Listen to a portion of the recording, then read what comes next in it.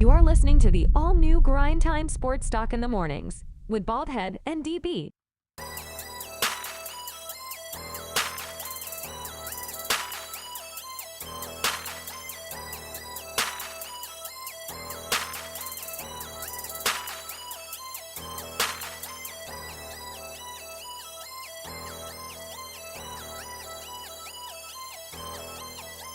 Check us out Monday through Friday on the Grindtime Media Network.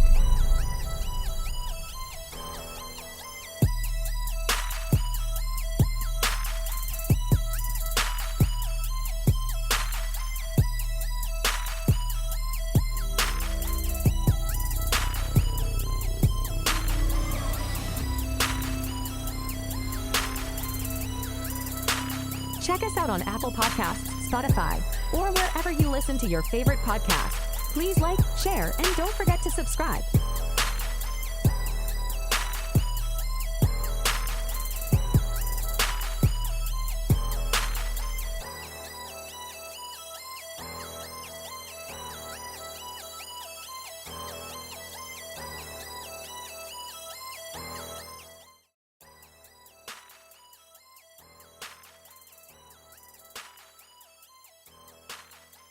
Grind time, top of the morning. No DB. Welcome to the Grindtime Sports Talk Show in the morning, hosted by myself, Baldhead, and DB generally, but DB's not here today for whatever reason. But the show must go on. Especially after such a spectacular night of NBA basketball. I'm going to clap it up again for that. Just because of how great the performances are and how great the performances have been to this point in the NBA playoffs, man. Great playoff basketball from all of the superstars, if you ask me, from Luka Doncic to Nikola Jokic, even LeBron James and Anthony Edwards and Anthony Davis in the first round of the playoffs. It's just been some great playoff basketball. Everything has been in play, from injuries to all-star, all-world performances to sweeps to superstars being swept in the first round for the first time in their career, like KD. A lot of things been transpiring this NBA season, but it's been a good season overall, if you ask me. And it's still a good season, even though it seemed like both conference finals were about to be swept, which would kind of make for a boring conference finals, if you ask me. I'm actually excited about what happened last night with Minnesota, bringing some excitement and actually somebody else getting a win in the conference finals instead of seeing two teams sweep on out. But, I mean, even if both teams would have swept, that still would have been cool with me because, I mean, it is what it is, man. The winners are going to win, man. I mean, I just would hope for a good showing from both squads. And in all honesty, from the Minnesota games to the Indiana Pacers games, I think all squads have been playing pretty good basketball. I think the biggest problem for the teams that seem to have been taking the losses, just an injury here and there, and just letting go the rope at the end of the games. The Indiana Pacers had the Celtics in the first couple of games, if you ask me. They definitely let the rope go in the first game when the coach didn't call a timeout to advance the ball, and they got the turnover. And then Jaylen Brown hit that big three to send the game into overtime, and ultimately the Celtics pulled the game out. But in any event, the series went on. Tyrese Halliburton eventually gets hurt and all of that, and the Celtics end up closing out the series in championship fashion, if you ask me. And that's the game that I'm going to start with. Since we skipped yesterday, I'm going to start with the Celtics and the Pacers game. Celtics win the game 105-102 over the Pacers. Jaylen Brown winning the Larry Bird trophy for Eastern Conference Player of the Eastern Conference Finals, which I really didn't see that coming. Coming into the playoffs, I actually saw Jason Tatum as possibly, just kind of coming out, making it his business to kind of show the NBA that he is, the face of the NBA, possibly going forward. He's been to the finals twice now with this appearance, going to the finals. He's been in the Eastern Conference Finals almost every single year. I mean, probably the past, at least 5 of the last 6 years, Jason Tatum been in the Eastern Conference Finals. So you got to give him his props on that. But, yeah, they reached the finals now, closing the Pacers out in Game 4, completing the sweep, and you got to give them props for showing up in his games. Even though Jaylen Brown had the biggest games and got the ECF player of the series, I still feel like Jason Tatum is the most important player to the Boston Celtics. But in Game 4, the Celtics win 105-102. Closing the Pacers out, Jaylen Brown had 29 points, 26 from Jason Tatum, 8 assists and 13 rebounds. So to me, Jason Tatum had the best game in Game 4. But I guess Jaylen Brown's overall performance, the game-saving shot in Game 1 to send the game into overtime when they was pretty much almost destined to lose that game. Don't know how the Pacers let that go still. And then, just the rest of his performance for the rest of the games, the 4-game sweep that they had. You just kind of got to give Jaylen Brown his props on coming through for the Boston Celtics and leading them to an easy sweep of the Pacers, if you ask me, because it seemed a lot easier than even, the first close games would make it seem. Just because they swept them probably is what make it seem so easy, but it isn't the only thing that makes it seem easy. I don't know, man. A lot of people feel like the Celtics had a cakewalk in the Eastern Conference. I don't. I feel like the Celtics have shown all season that they're the best team in the NBA, and their performance in the entire Eastern playoffs just solidifies the fact to me that they're the best team in the NBA, and they've been the best team all season. I like the Western Conference competition more. I think there are better players in the Western Conference. I think the teams are structured better. I think you have stronger and stiffer competition definitely at the top of the Western Conference. But I can't deny that the Boston Celtics the entire season have just been on a roll, man. And they even have a winning record against the Western Conference. So it's not just the Eastern Conference that they're beating.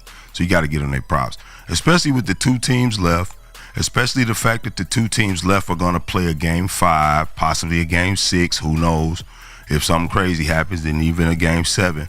The Celtics even have the advantage to me against either of these Western teams going into the NBA Finals, just because they've dominated pretty much every team all season.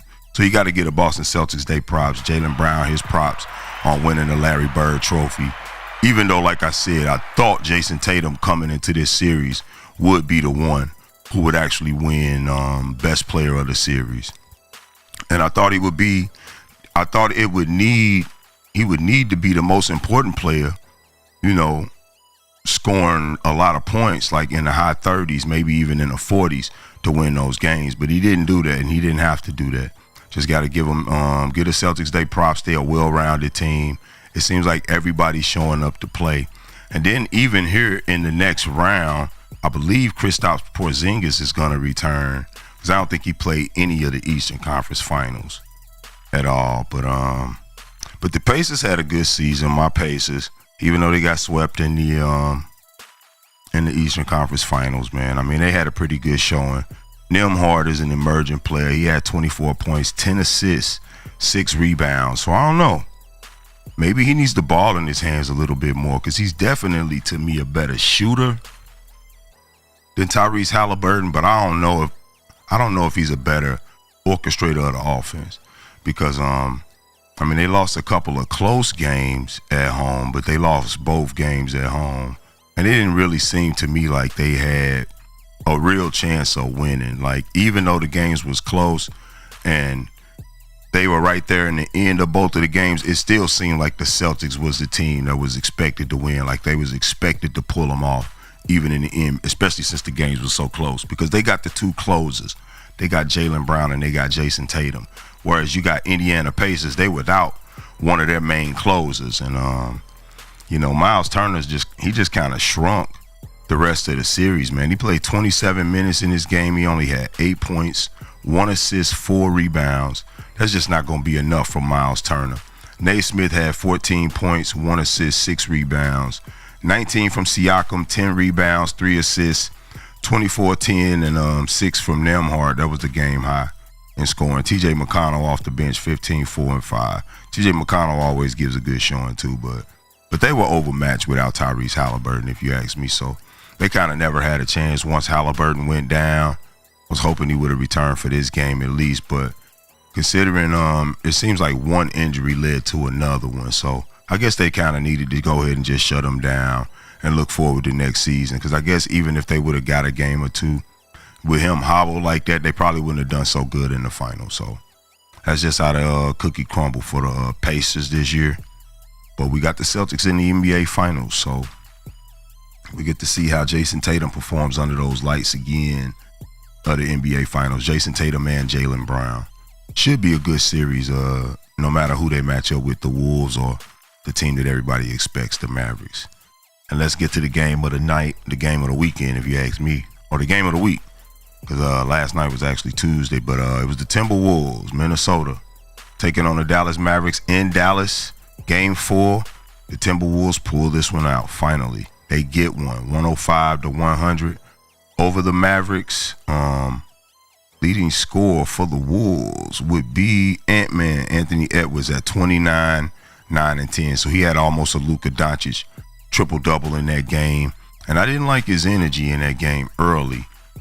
Even though during the press conference he made it seem like he was in pretty good spirits just from the text messages and the phone calls and everything that he was getting before the game. He made it seem like he was in pretty good spirits. But, yeah. But the Wolves take that game 105-100 over the Mavericks. Rudy Gobert had a decent game, 13 points, 1 assist, 10 rebounds. Karl Anthony Towns finally showed up in that game. He had like 2 or 3 big three-pointers in that fourth quarter. One over, and 2 of them were from in the corner, like in the left-hand corner, man. They just, and it wasn't even wide open three-pointers. He got closed out on pretty good, man. I guess his confidence just was there last night. Ant-Man said he was talking to him. He said he was going to beat him up on the bus if he didn't have a good showing. And to Karl Anthony Towns' credit, he came out and he had a damn good showing, man. 25 points, 1 assist, 5 rebounds. Jaden McDaniels, he only had 10 points, no assists, 1 rebounds. But you know what? I don't like Jaden McDaniels focusing too much of his energy on offense. They seemed to put him on Kyrie Irving last night, and that made for a good matchup, man. Jaden McDaniels took it to Kyrie. He didn't shut Kyrie down necessarily. Kyrie had 16 points, but 16 points in 42 minutes for Kyrie Irving, I think that's pretty good. 42 minutes for Kyrie, 42 minutes for P.J. Washington, 41 minutes for Luka Doncic. These could turn out to be some dangerous numbers for the Dallas Mavericks, man. I mean, they're not even giving their guys 6 good minutes of rest, man. Whereas wasn't just Anthony Edwards played 40 minutes with the Minnesota Timberwolves. Everybody else played less than 40 minutes, which is good. Got to rest them boys up. I mean, especially if they plan on running 3 more off in a row on the Mavericks, which is never been done in NBA history, need I mind you. But I don't know, man. I mean, I feel like the Timberwolves are the better team, so I mean, I guess if anybody could do it, the better team could do it to the team that they were expected to beat coming into the series in the first place. But it's an unlikely feat to me. I don't think they hold Kyrie Irving to 16 points in the next game. Luka Doncic had a ball game. He had 28 points, 10 assists, 15 rebounds, 15 boards. But they didn't have Lively in that game. Gafford didn't get off so well. He just had 12 points because they kind of need Gafford and Lively, that combination of alley hoopers that they have out there with Jones. They kind of spreads the floor, and it keeps that power forward and center on Minnesota honest. You know, it's kind of difficult to double because as soon as they double, they kind of leave one of them guys open for an alley. But that wasn't really there last night with Lively sitting the game out. He had a concussion in game 3, I believe. Yeah, Jones Jr., 9 points, 4 assists, 5 rebounds. P.J. Washington had 10 points, 2 assists, and 5 rebounds itself. So, I mean, good showing from the Mavs. They had, it was a low-scoring game considering what you get in today's NBA when you look at it at 100-105. But they didn't lose by a large margin. They always seem to be in the game throughout the game. They got down early in the first half, but they closed that real quick at the half, and they had it tied at the half. It was just the third quarter that they lost kind of bad, and they couldn't recover or overcome it in the fourth quarter. So, Minnesota, they took that game 105-100 over the Mavericks. They will play game 5 in Minnesota tomorrow night, which is Thursday, May the 30th. They will play game 4. And the Mavs should go into that game the favorite. I mean, at this point, last night, all of the pressure was on the Mavericks to close out the series. And without Lively in the game, or with him sitting out the game because he had a concussion in the original game, it just kind of seemed common sense to me that the Timberwolves had a pretty good chance of pulling off the win over the Mavericks. And so they did. But in the next game, the Wolves actually will have their backs up against the wall again. It'll be on them. It'll be like a game 7 because it's an elimination game for them. Just like last night was an elimination game for them.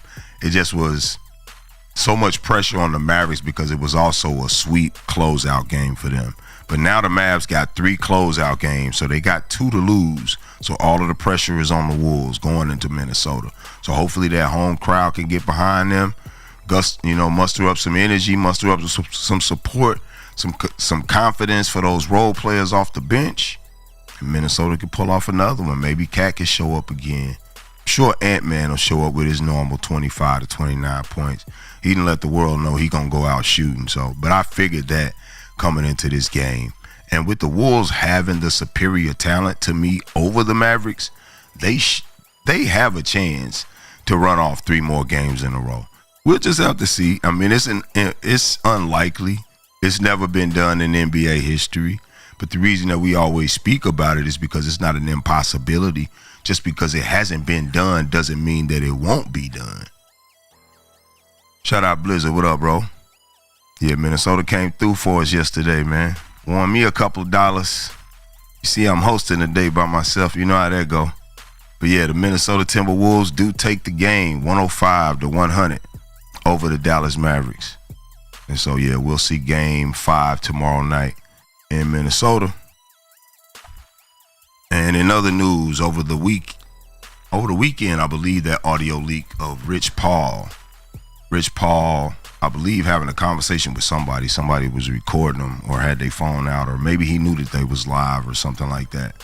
But Rich Paul, some audio got leaked of him saying that LeBron James could possibly opt out of his contract in LA. I mean, I don't really know why he would. He probably should stay. It's his best chance to win, if you ask me. Going to another team, I mean, even though he LeBron James and he always seemed to, you know what I'm saying, help other players get better, even though he LeBron James, he still kind of has to fit into an offense, and he kind of old, man. I think the Lakers already have gotten used to playing around however LeBron James plays, his style of play. I think it'll be a lot more difficult, even for a team like the Phoenix Suns, because Kevin Durant, I believe, is scouting LeBron James to come and join the Suns. So to opt out of the Los Angeles Lakers and join that mess down there in Phoenix, I don't think that would be a good idea. Kevin Durant got Devin Booker and Bradley Beal down there, and they can't get anything done. And those 2 other superstar players. So add another star will just be piling on to the problem.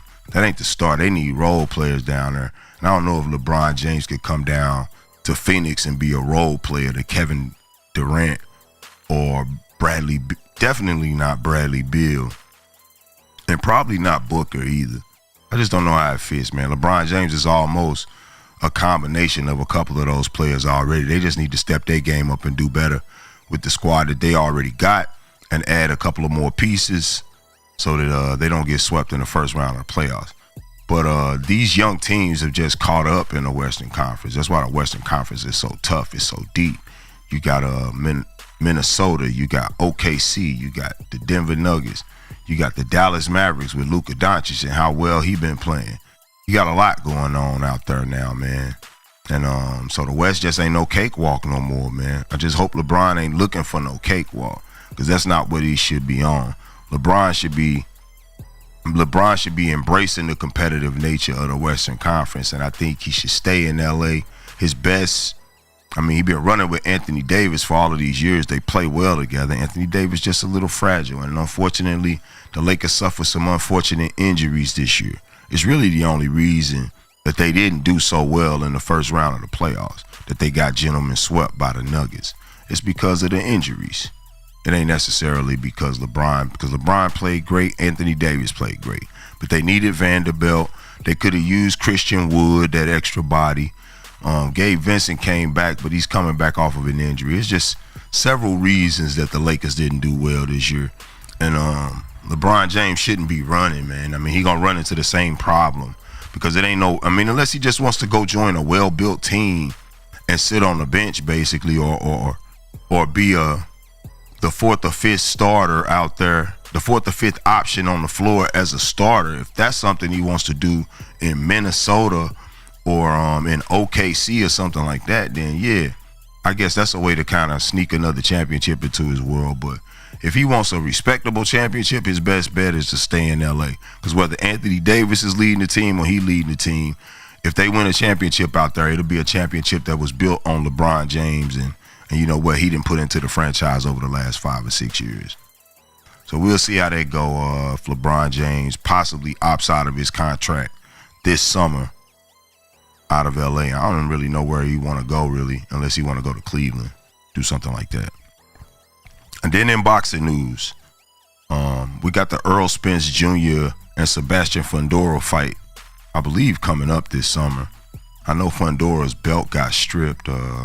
Bud Crawford, I believe, has something to do with Fundora's belt getting stripped. But it just so happens that the mandatory that was just made at 154 pounds for the winner of the Fundora Spence fight is Bud Crawford. It just got announced.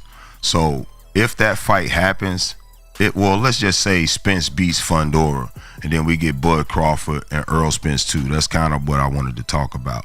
So I'll just assume Errol Spence will take care of business with Sebastian Fundora, and we get Bud Crawford and Spence 2 at 154. I think we'll kind of be giving the Spence camp what they wanted, which I don't think that's a good thing, man. I think Bud should have rematched Spence at the weight that he beat him at and that he won the belt at. This will be a totally different fight to me. If Bud and Spence fight at 154, I respect the fight because it looks like Bud was trying to move up anyway. He was trying to fight Canelo, and that's heavier than 154. So if Bud and Spence fight at 154, though, I'm still going to look at that fight as a different fight than the 147. So it's a totally different fight. They moved up to different weight classes. Everything will be different about that. So I wouldn't take anything away from the 147 win if Bud lost to Spence at 154. But I don't think he could lose it to Spence at any weight class. I mean, that's why he was just trying to jump up and fight Canelo Alvarez, because Bud doesn't really think that there's a lot of guys out here who could beat him at boxing. But if that fight was to happen, though, I think it'll be a pretty good fight for boxing, man, to get that Bud Spence 2, because a lot of the Errol Spence fans, I don't know, feel like he was cheated almost, I guess because they had to fight at 147, but they didn't. I mean, they both just had belts at 147. And then I don't know why the weight draining thing becomes a problem when you fight Bud Crawford and then you don't voice anything about the problem. You know, not really, not consistently until after you lose the fight. They just come off as kind of sore to me. That's just kind of what I didn't like or respect about Errol Spence losing that fight to Bud Crawford at 147. But I like Errol Spence and I like Bud. I just had Bud going into that fight at 147. And Bud pulled it out. He pulled it out in dominating fashion too. So maybe we'll get part 2 of Errol Spence, Bud Crawford, if Errol can take care of business with Sebastian Fundora.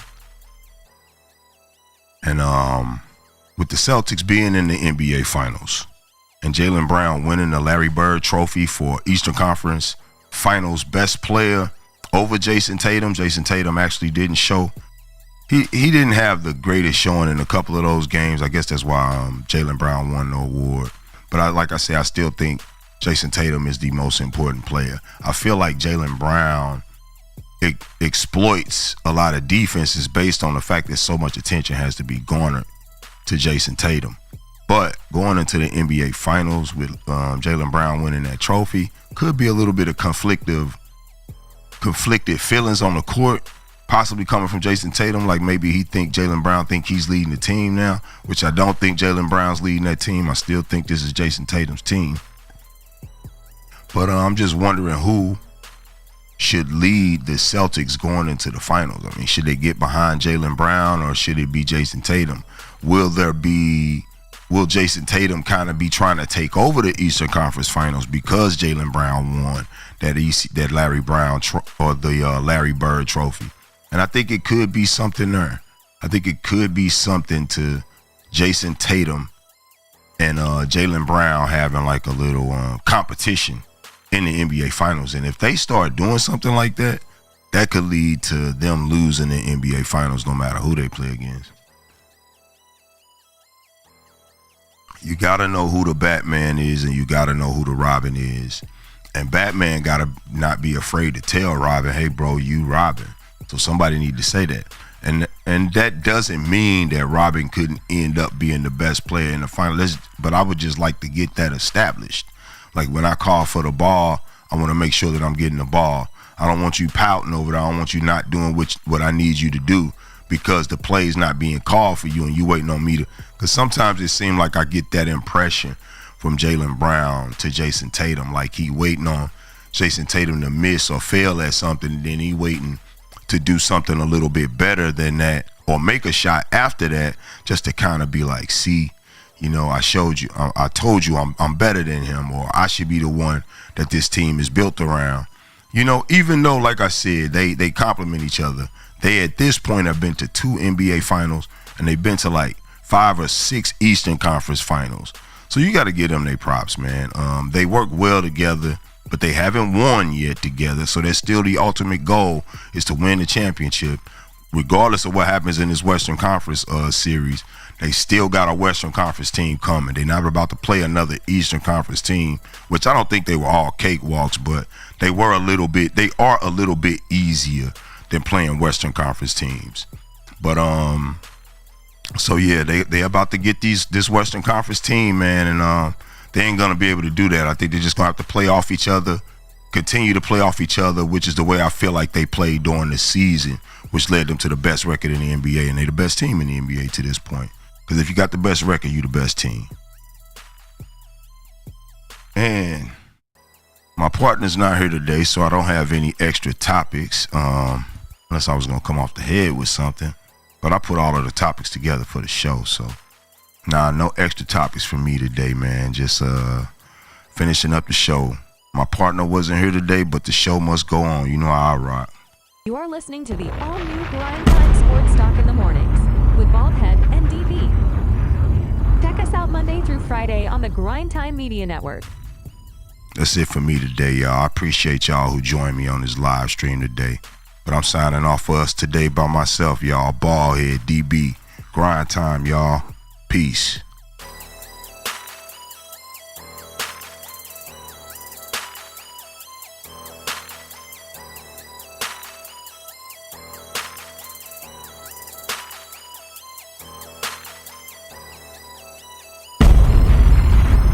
You're listening to the all-new Grindtime Sports Talk in the Mornings with Baldhead and DB.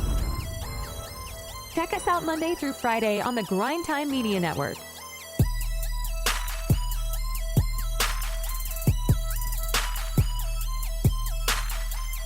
Check us out on Apple Podcasts, Spotify, or wherever you listen to your favorite podcast. Please like, share, and don't forget to subscribe.